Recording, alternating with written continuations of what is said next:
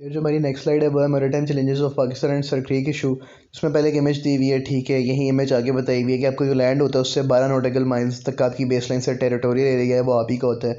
उसके आगे आपका एक्सक्लूसिव इकोनॉमिक जोन होता है, उसके भी आगे जो 12 माइल्स है ना वो आपका कंटेजियस जोन होता है। तो उसमें जो बाकी अगर आपकी कोई और वो शिप वगैरह आ रही है ना तो उसे अवॉइड करना चाहिए, क्योंकि एक्सक्लूसिव इकोनॉमिक जोन में आए लेकिन कंटेजियस जोन अवॉइड करे किसी कंट्री का, क्योंकि वो बहुत क्लोज रहता है टेरिटोरियल सी के, तो थोड़ा सा फासला रखना चाहिए। उसके आगे हाई सी होता है जो ओपन फॉर एवरीवन होता है। तो बेसिकली जो आपका टेरिटोरियल सी वो पहले 12 नॉटिकल मीटर तक होता है, उसके बाद एक जो मेन है वो आपका 200 नॉटिकल मीटर तक एक्सक्लूसिव इकोनॉमिक जोन होता है। ये चीज़ याद रखिए। और इंपॉर्टेंस ऑफ ईज़ क्या है, इकोनॉमिक एक्टिविटीज़ ऑफ स्टेट 3 होती हैं: trade, fishery, extracting natural resources, ठीक है।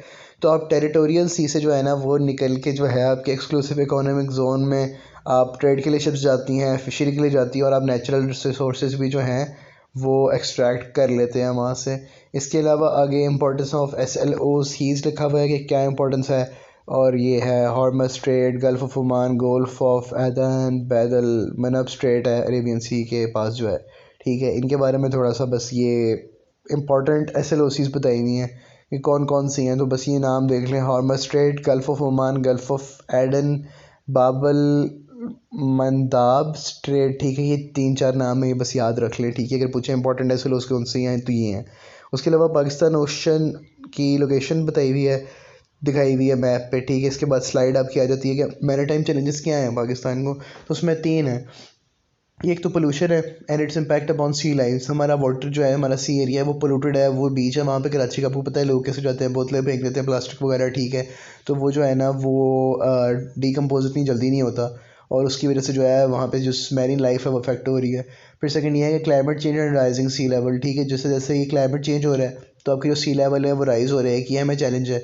और हॉस्टिलिटी विद इंडिया, इंडिया के बहुत पास है हमारा जो है, क्योंकि इंडियन ओशन के अंदर हमारा सी लगता है, साथ ही इंडिया।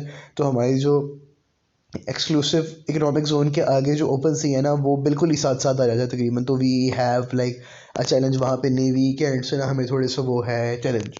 तो उसके बाद सर क्रीक इशू के बारे में बताया हुआ है कि जहाँ पे आपका सिंध ख़त्म होता है ना वहाँ पे बीच में एक लाइन है सिंध आपकी, और जो इंडिया का गुजरात है ना उसके बीच में ना एक लाइन है जो मतलब ना किसकी है ये डिसाइड नहीं हो सकता, क्योंकि वो पाकिस्तान के भी बिल्कुल जहाँ सिंध ख़त्म होता है वहाँ टच करती है, और ये अपना गुजरात जहाँ पे इंडिया ख़त्म होता है वहाँ भी टच करती है। तो एक अनरिजॉल्व मैरीटाइम इशू है पाकिस्तान का, और it is an issue related to creek of around 90 kilometre. ये 90 किलोमीटर का डिस्टेंस है, और एक्सेस टू ईज पे है, क्योंकि ज़ाहिर बात है देखें जब कोई स्टेट जो है वो बिल्कुल ये जैसे फॉर इंस्टेंस अब सर क्रीक है, ये पाकिस्तान के भी बीच में बिल्कुल आ रही है, उसके भी आ रही है, तो ये भी 12 नॉटिकल्स माइल तक इंडिया क्लेम करेगा उसका, और वो भी करेगा, और आगे एक्सक्लूसिवली भी दोनों अपना करेंगे। तो ये मतलब वो एक तो राइवल कंट्रीज़ हैं साथ साथ लगती है, और बिल्कुल आबदे साबदे है। तो ये एरिया किसका है वो थोड़ा सा इशू बनता है। जो दोनों स्टेट से वो चाहती है कि जो ईज़ है सर क्रीक की वो इंक्लूड हो उनकी स्टेट में, और जो ईज़ है सर क्रीक की वो एडिशनल एरिया प्रोवाइड करेगी इकोनॉमिक एक्टिविटीज़ के लिए और नेचुरल रिसोर्सेज के लिए इंडियन ओशन के अंदर। और many negotiations have been conducted by India and Pakistan, लेकिन इसके ऊपर no productive agreement could be reached. The issues yet to be resolve, क्योंकि इतनी जो आपको पोटेंशियल दे रही है चीज़, तो वो दोनों चाहेंगे उनके पास आए, लेकिन कोई भी मतलब अपना वो छोड़ना नहीं चाह रही कंट्री। तो इस वजह से जो है ना वो अब तक कोई इस पर म्यूचुअल वो नहीं हो पाया, और ये 90 किलोमीटर का जो एरिया है ना ये एक डिस्प्यूटेड पड़ा हुआ है।